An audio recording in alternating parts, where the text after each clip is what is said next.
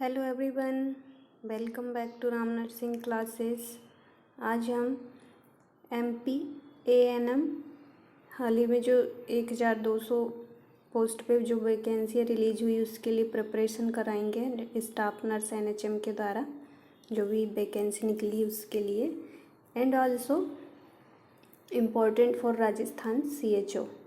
तो देखते रही क्लास के अंत तक। आज की क्लास बहुत ही इम्पोर्टेंट होने वाली है। ऑल स्टेट के जितने भी अपकमिंग एग्ज़ाम है सीएचओ, चाहे वो स्टाफ नर्स हो या एएनएम क्लास हो, एएनएम के एग्ज़ाम हो, सभी के लिए ये क्लास इम्पोर्टेंट होने वाली। तो अपने दोस्तों तक शेयर ज़रूर से करना, और जिन लोगों ने भी मेरे चैनल को सब्सक्राइब नहीं किया है जल्दी से चैनल को सब्सक्राइब करें, लाइक करें और शेयर ज़रूर से करना। ओके, तो स्टार्ट करते हैं आज की क्लास।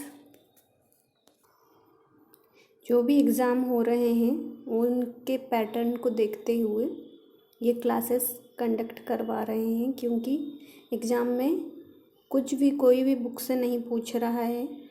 सारा जो 4 साल आप लोगों ने जो भी पढ़ा है आपके कोर्स से रिलेटेड उसी के अंदर से आता है, बस आपको डिटेल्स में पढ़ना होगा। तो ये आज के जो क्वेश्चन है वो बहुत ही इम्पोर्टेंट होने वाले, तो क्लास के अंत तक बने रहिएगा। और टाइप करने में बहुत समय लगता है, इसलिए मैं नोटबुक में ही क्लासेस कंडक्ट करवाऊंगी। ओके, तो फर्स्ट क्वेश्चन है characteristic of mentally healthy person. ये मेंटली हेल्दी पर्सन है उनके कैरेक्टरिस्टिक 4 ऑप्शन है। Perception of reality, second option है इन्वायरमेंटल मास्टरी, थर्ड ऑप्शन है realistic imagination, and fourth option है ऑल ऑफ अबव। तो करेक्ट आंसर क्या होगा जल्दी से कमेंट्स बॉक्स में कमेंट्स करके बताइए। मेंटली हेल्दी पर्सन की क्या क्या कैरेक्टरिस्टिक होती हैं। तो इसका करेक्ट आंसर डी होगा। एक मेंटली हेल्दी पर्सन में परसेप्शन ऑफ रियलिटी भी होता है और इन्वायरमेंटल मास्टरी भी होता है, रियलिस्टिक इमेजिनेशन भी होता है। और देखते हैं क्या क्या कैरेक्टरिस्टिक प्रेजेंट होती मेंटली हेल्दी पर्सन में। तो यहाँ देखिए मेंटली हेल्दी इंडिविजुअल में क्या क्या कैरेक्टरिस्टिक होती है। इनमें से आपको कोई भी, जैसे कि अभी मैंने क्वेश्चन खुद से ही बनाई हुई थी, तो इस तरीके से 3 ऑप्शन दे देंगे, एक्सेप्ट 1 का दे देंगे या फिर इनमें से कोई एक दे देंगे। तो आपको ये सारी कैरेक्टरिस्टिक याद होनी चाहिए।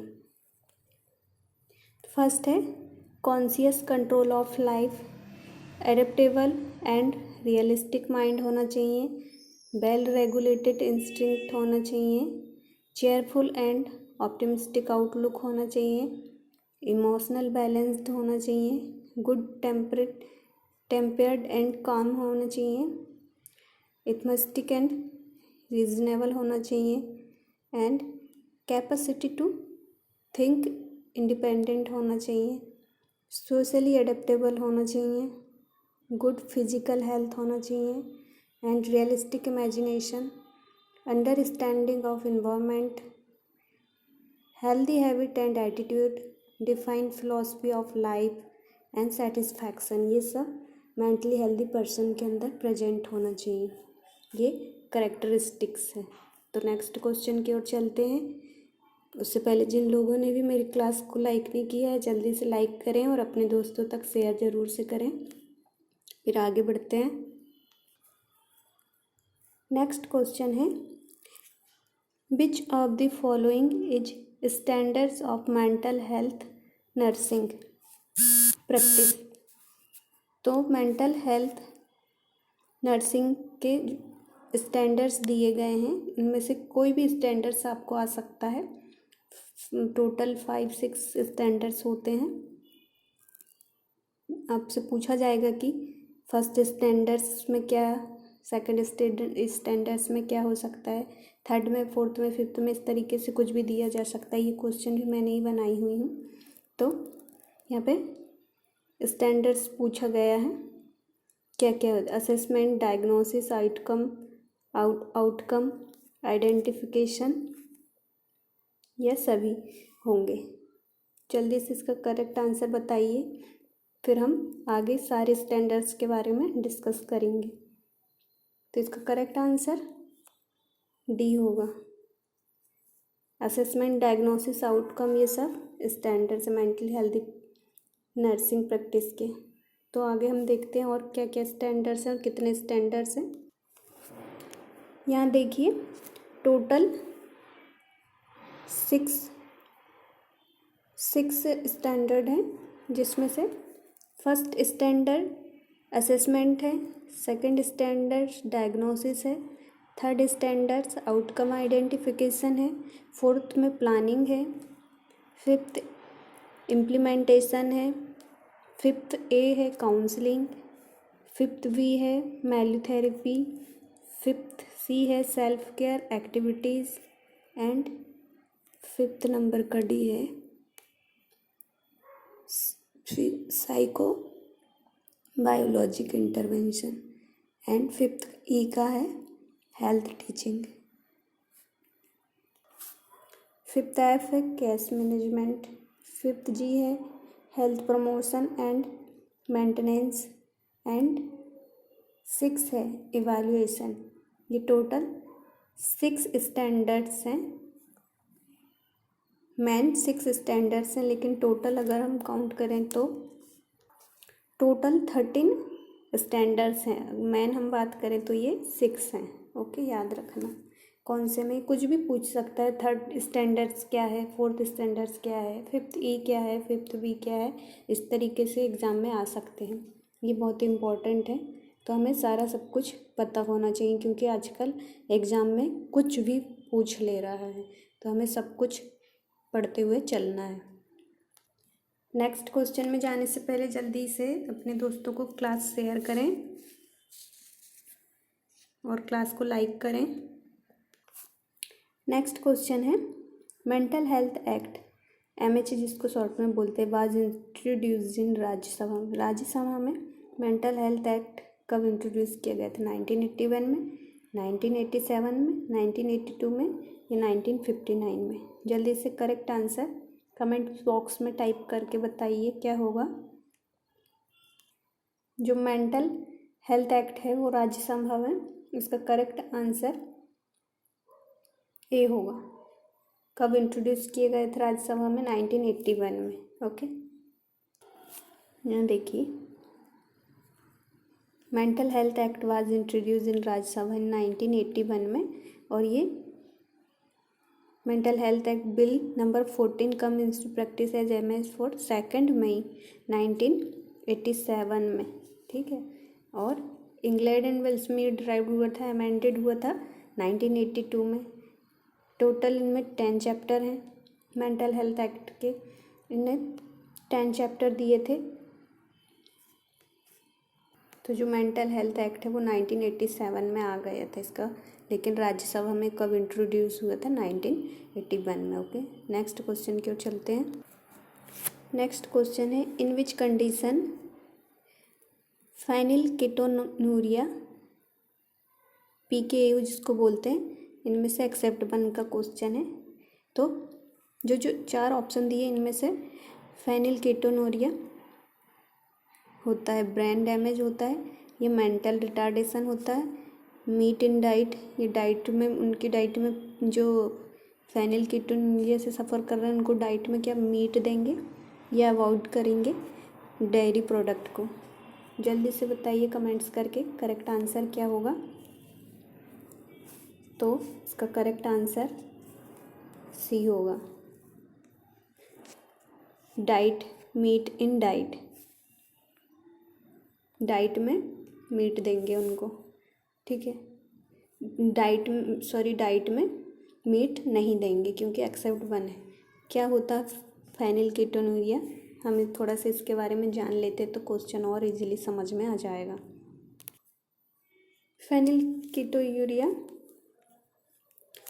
Ketonuria, also called as PKU, is rare inherited disorder ये मम्मी पापा के द्वारा जीन्स में पाए जाने वाला डिसऑर्डर है जो अमाइनो एसिड के कारण होता है। ठीक, build up in the body, body में अमाइनो एसिड के कारण ये बिल्डअप हो जाता है। PK is caused by the change in the phenylalanine hydroxylase gene. This gene helps create the enzymes needed to break down phenylalanine में। बेसिकली ये जो फेनिलकेटोनुरिया है ये प्रोटीन की मात्रा ज़्यादा लेने के कारण हो जाती है, increase protein protein amount in the body, तो इसको फेनिलकेटोनुरिया के बोलते हैं, जिससे ब्रेन डैमेज हो जाता है।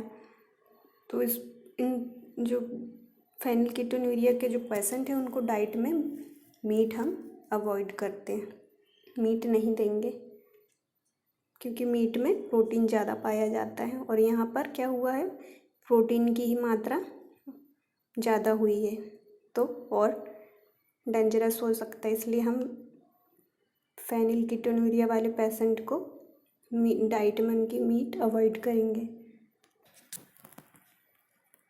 नेक्स्ट क्वेश्चन है, primary auditory cortex is denoted in the Brodmann area. तो जो प्राइमरी ऑडिटरी कॉर्टेक्स है वो ब्रॉडमैन एरिया में किस एरिया को डिनोटेड किया गया, 1 to 3 या फिर 41 to 42 या 17 को या 4 को।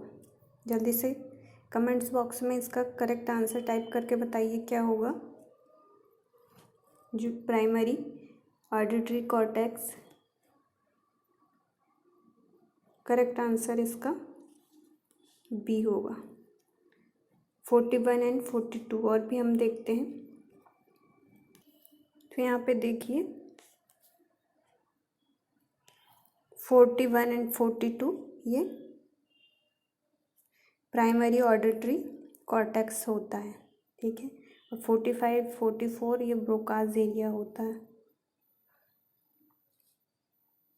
ठीक। 21 to 37 ये मेमोरी के लिए होता है, ठीक। यहाँ से ब्रॉडमैन एरिया से एक क्वेश्चन बनता है, सारे ब्रॉडमैन एरिया आपको पता होना चाहिए कहाँ से कहाँ तक क्या होते हैं, ठीक है। नेक्स्ट क्वेश्चन है, which of the following is approaches of national mental health programme except one is. तो इनमें से नेशनल मेंटल हेल्थ प्रोग्राम के अप्रोचेस हैं, एक को छोड़कर कौन सा नहीं है आपको बाहर निकालना है। 4 ऑप्शन दिए हैं, to ensure appropriate appointment of task, second option है equitable and balanced distribution of resources, third one है linkage with community development and fourth one है undistribute the resources and health services. तो इसका करेक्ट आंसर क्या होगा, जल्दी से comments box में टाइप करके बताइए। इसका करेक्ट आंसर डी होगा, undistributed the resources and health services, क्योंकि ये mental health national mental health programme का पार्ट नहीं है।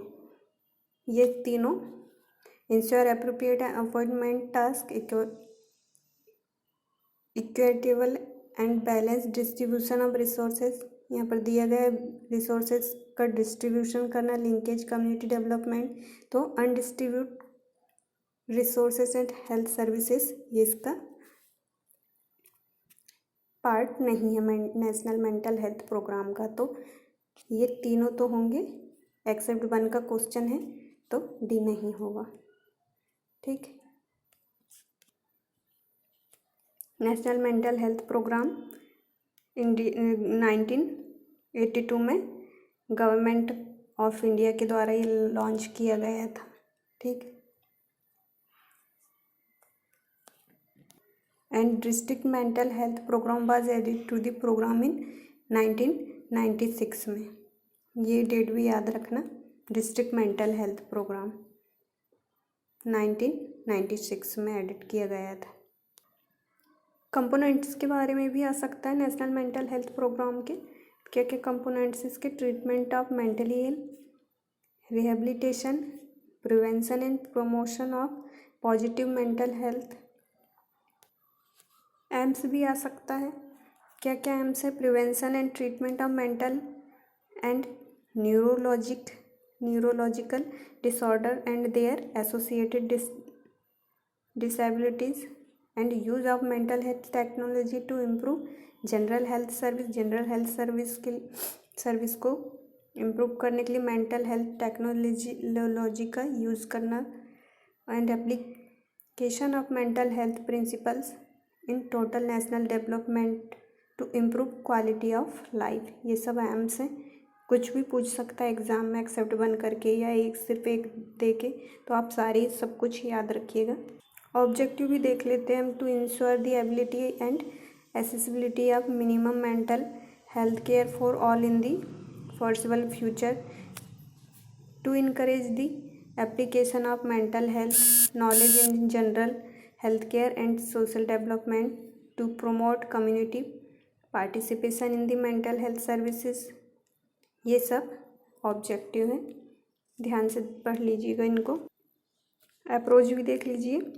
Diffusion of mental health skill to the periphery of health services and appropriate appointment of task।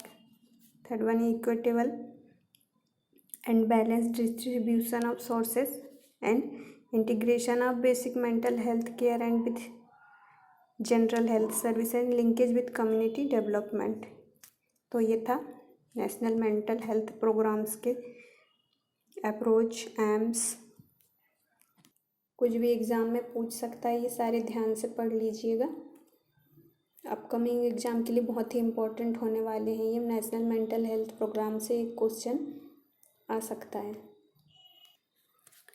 Next question है, after gastrectomy the nurse should position the client in which position. तो gastrectomy हुई है patient को, उसको after gastrectomy कौन सी position हम देंगे? Prone position, supine position, लो फॉलर्स position या लेफ्ट सिम्स पोजीशन। तो कौन सी पोजीशन हम देंगे? जल्दी से कमेंट्स करके बताइए करेक्ट आंसर क्या होगा। इसका करेक्ट आंसर बी होगा, सुपाइन पोजीशन हम देते हैं गैस्ट्रेक्टोमी के पेशेंट को। नेक्स्ट क्वेश्चन है, the causes of high birth rate in India, all of the following except. तो सभी हाई बर्थ रेट के कॉज है इंडिया में एक्सेप्ट वन, एक को छोड़कर। 4 ऑप्शन दिए हैं। अर्ली मैरिज होगा, ट्रेडिशनल कस्टम्स हैबिट्स होगा, या हाई लेवल ऑफ लिटरेसी होगा, या यूनिवर्सलिटी ऑफ मैरिज। 4 ऑप्शन दिए गए हैं। जल्दी से करेक्ट आंसर कमेंट्स बॉक्स में टाइप करके बताइए क्या होगा। तो करेक्ट आंसर इसका सी होगा, हाई लेवल ऑफ लिटरेसी। ये एक्सेप्ट वन करके, बाकी ये सब हाई बर्थ रेट के कॉजेज़ हैं। अर्ली मैरिज, जल्दी से शादी करना, मैरिज, ट्रेडिशनल कस्टम हैबिट्स के कारण जो चले आ रही पीढ़ियों दर पीढ़ियों, इतने बच्चे करना है तो करना है, यूनिवर्सलिटी ऑफ मैरिज। ठीक, ये सब high birth rate of India के कॉजेज़ हैं। Next question, in which condition use of BVM vaccine vial monitor किस कंडीशन में यूज़ करते हैं? 4 ऑप्शन दिए गए। Inner square lighter than outer circle and inner square matches colour of outer circle, inner square darker than outer circle, या not any. इनमें से क्या सही है वैक्सीन बॉयल मॉनिटर के बारे में? जल्दी से कमेंट्स करके बताइए किस कंडीशन में हम यूज़ करते हैं वैक्सीन को। तो इसका करेक्ट आंसर ए होगा, inner square lighter than outer circle. Diagram दिखाती जिससे अच्छे से समझ में आ जाएगा। यहाँ पर देखिए, inner square lighter than outer ring. जो इनर स्क्वायर है लाइटर है किससे? आउटर रिंग से। तो इसका मतलब हम इस कंडीशन में दे सकते हैं। सेकंड देखिए, at a later time inner square still lighter than outer ring. अगर इनर स्क्वायर स्टिल लाइटर है देन किससे, आउटर रिंग से। तो इस सिचुएशन में भी हम दे सकते हैं। यहाँ देखिए inner square matches colour of outer ring से। जो इनर स्क्वायर यहाँ विजिबल नहीं हो पा रहा है आउटर रिंग से, इसलिए मैच हो रहा है सेम आउटर रिंग भी और इनर स्क्वायर भी। तो इस कंडीशन में हमको वैक्सीन नहीं देना है, यानी कि डिस्कार्डेड पॉइंट कहते हैं हम जिसको। एंड फोर्थ वन देखिए, inner square darker than outer ring. And जब आउटर रिंग से इनर स्क्वायर जो है डार्क हो जाएगा, उस कंडीशन में भी हमको वैक्सीन एडमिनिस्टर नहीं करना है। ये है वैक्सीन बॉल मॉनिटर से एक क्वेश्चन आता ही, कुछ भी घुमा फिरा के वो पूछ लेता है आपको। वैक्सीन बॉल मॉनिटर अच्छे से पढ़ लेना। नेक्स्ट क्वेश्चन है, which drug would be list effective in lowering a client serum potassium level. तो इनमें से कौन सी ड्रग है जो सीरम पोटेशियम लेवल को डिक्रीज करने में लिस्ट इफेक्टिव है। एल्ब्यूमिन, ग्लूकोज या पॉलिस्टीरीन या कैल्शियम ग्लूकोनाट। कौन सी लिस्ट इफेक्टिव होगी? करेक्ट आंसर जल्दी से कमेंट्स बॉक्स में टाइप करके बताइए क्या होगा, कौन सी ड्रग होगी जो पोटेशियम लेवल को कम करेगी। तो यहाँ पे ग्लूकोज भी कम करती है, इंसुलिन भी, कैल्शियम भी। अगर लिस्ट की हम बात करें तो करेक्ट ऑप्शन आंसर ए होगा। क्या होगा इसका करेक्ट आंसर? ए होगा, लिस्ट इफेक्टिव। नेक्स्ट क्वेश्चन की ओर चलते हैं। Which are the following ultrafiltration of CSF cerebrospinal fluid का अल्ट्राफिल्ट्रेशन कहाँ होता है? 4 ऑप्शन दिए हैं, सबरेक्टिनाइट स्पेस में, कॉरोइड प्लेक्सस में, पायमेटर में, या इनमें से किसी में भी नहीं। तो इसका करेक्ट आंसर जल्दी से कमेंट्स बॉक्स में टाइप करिए और क्लास को जल्दी से अपने दोस्तों तक शेयर करिए। ये upcoming CHO staff nurse ANM सभी के एग्ज़ाम के लिए, ऑल स्टेट के सभी के लिए बहुत ही इम्पोर्टेंट होने वाली है। तो इसका करेक्ट आंसर जल्दी से बताइए, अल्ट्राफिल्ट्रेशन कहाँ होता है CSF का? तो CSF का अल्ट्राफिल्ट्रेशन होता है सब एरेक्नाइड स्पेस में। कॉरोइड प्लेक्सस में तो ये बनता है, ठीक है। सब एरेक्नाइड स्पेस में इसका अल्ट्राफिल्ट्रेशन होता है और फिर ये T3 वेंट्रिकल और T4 वेंट्रिकल से होता हुआ सब एरेक्नाइड स्पेस में आ जाता है। टोटल 0.5 ml ये पर मिनट में बनता है एंड 30 ml ये CSF पर आवर बनता है एंड 720 ml ये पर डे बनता है, ठीक है, cerebrospinal fluid. Next question, sugar present in CSF। तो CSF में कितनी शुगर प्रेजेंट होती है? 40 to 80 mg/dl, 45 to 90 mg/dl, 30 to 80 mg/dl या 40 to 43 mg/dl। करेक्ट आंसर क्या होगा? जल्दी से कमेंट्स बॉक्स में टाइप करके बताइए। इसका करेक्ट आंसर होगा 45 to 90 mg/dl शुगर प्रेजेंट होती है CSF सेरेब्रोस्पाइनल फ्लूइड में। ओके, नेक्स्ट क्वेश्चन है, रीएब्जॉर्ब ऑफ CSF। तो जो CSF फ्लूइड है वो रीअब्जॉर्ब हो जाता है, कितना हो जाता है, कितने अमाउंट में? 720 ml, 600 ml, 50 ml या ऑल ओवर। तो करेक्ट आंसर जल्दी से टाइप करके बताइए क्या होगा, कितना रीअब्जॉर्ब हो जाएगा CSF का? तो इसका करेक्ट आंसर बी होगा, 600 ml ये एब्जॉर्ब हो जाता है एंड रिमेनिंग 120 to 135